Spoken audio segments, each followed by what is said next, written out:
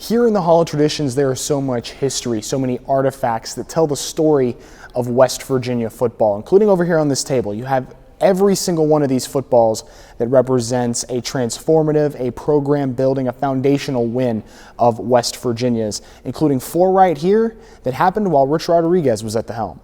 Postseason baseball is a lot like life. It's very important to make a good first impression. Not a single NCAA regional champion last year lost its opening round game, so West Virginia and Kentucky entered this afternoon hoping not to become a statistic. You know what it's like when you apply for a job, you've submitted your resume, you've done an initial interview, and you're just waiting to hear back to see where you stand? Well, that's what the WVU baseball team is going through right now. After nearly a 2-month layoff, we're back with a special episode of the Rivalry Series. While West Virginia fans would not necessarily consider Cincinnati a rival, UC is the only school that West Virginia has been a conference foe with twice since the year 2000, and it is the school in the Big 12 Conference that West Virginia has faced the most. So you know when you have a really strong cup of coffee in the morning and that's really all you can taste throughout the day no matter what you eat until you brush your teeth at night?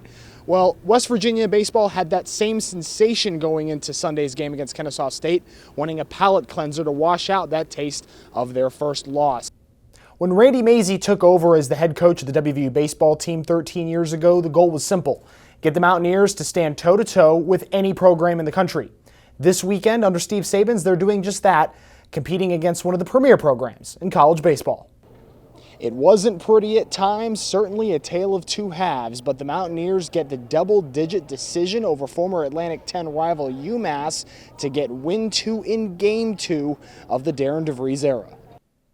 In many ways, you can equate the college baseball season to a 3-course meal. You got non-conference play, which is the appetizer, then you have conference play, which is the entree, and now the Mountaineer baseball team is getting ready for dessert in the Big 12 tournament. In this new age of Big 12 basketball, the question isn't who are we going to play. The question is when, where, and how many times. Well, Ross Hodge and Mark Kellogg got the answer to those last 2 questions this afternoon. Amanda, there are so many adjectives you can use to describe this WVU baseball season, like outstanding, exhilarating, captivating, and unfortunately now, over. In some ways, the Lear Mine in Taylor County is like any other workplace in the Mountain State.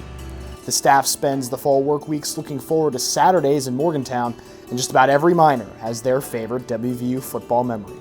I rarely miss home games at all. We travel to a lot of the away games. I was really at all the home games during the big years of WVU football with Pat White and Steve Slayton. I didn't miss a game back then. Snap back, Pat White, option toss goes to Slayton. Slayton over the 35 to the 30, cuts inside the 30, keeps his feet and lunges to the 24-yard. And I was probably, I don't know, 8 or 9 years old. And I was out in my yard and my neighbor came outside and said, "Hey, West Virginia and Pitt's on today." And so I was like, "Well, it is." So I went in and I can remember Jeff Hostetler was the quarterback. West Virginia lined up to go. There's a fake. Hostetler keeps the ball, rolls around the right side into the end zone to score. Hostetler with a great fake. But this week is different. Usually, coal miners represent the Mountaineers on their uniform. But on Saturday, West Virginia will be representing the miners on theirs for the first annual Coal Rush. To put the coal industry on a national stage, to let everybody see that and the atmosphere that's going to be there. The coal has been a cornerstone and a staple in the state of West Virginia. That's our identity, and I just think it's going to be a great time. The jerseys are the latest in what has been over a decade of the Mountaineers and West Virginia's miners coming together. The pregame tradition of the Mountaineer Man Trip, reflective of the man trips taken underground, isn't the only way WVU carries the spirit of the mines every day. Just outside of the training room is the family wall, inspired by the same one at Lear. Before I come down here, I always think about my kids and just remember, you know, they want me to come home safe. Once I come under here, I blank that out, and it's all about being safe and doing my job so I can get back outside to them. Neil Brown has preached a 1-0 mentality since opening Big 12 play. The Miners say they carry that mindset too. We got to come in here and do it every day. You know, a 1-0 thing for us starts every day. If we don't come in here with that mentality, you know, we could end up injured, we might not make it home to our family. So for us, want to know, we have to do it. We work hard just like everyone else, but sometimes we gotta work even harder to stay safe more than everyone else.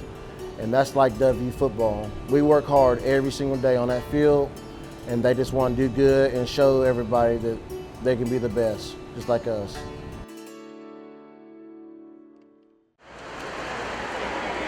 If you go to the Peak Health Center at Milan Park, you'll notice the Mountaineers are in the midst of change.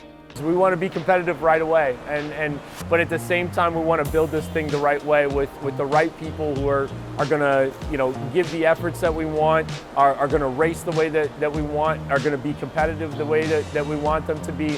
To help build that mindset, new swimming and diving head coach Brent McDonald built a staff that included something unique to WVU, someone who is still a professional swimmer.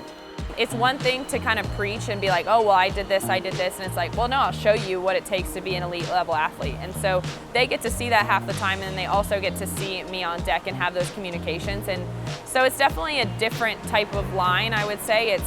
I wouldn't say it's a blurred line between athlete and coach, but it's almost this perspective that no one has really been able to bring. Sydney Pickram is a first-time college coach, but is far from a novice in the pool. She started her role in Morgantown off the heels of the Summer Olympics in Paris. There, she finished 6th in the 200-meter breaststroke. She also earned a bronze medal in the 400-meter medley relay in the 2020 Olympics in Tokyo.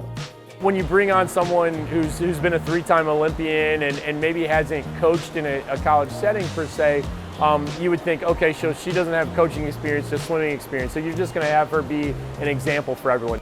Sydney will be the first to tell you, adding a whistle and a clipboard to her swimming gear is about more than getting some better Mountaineer performances.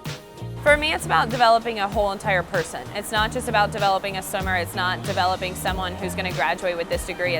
I want to create people that have that whole package. I'd rather take these successes more than just that outcome goal and things like that. So making that well-rounded swimmer is something that I'm really focused on and I want to do for a long time. Looking to show that in order to build new leaders and more complete student athletes, you just add water.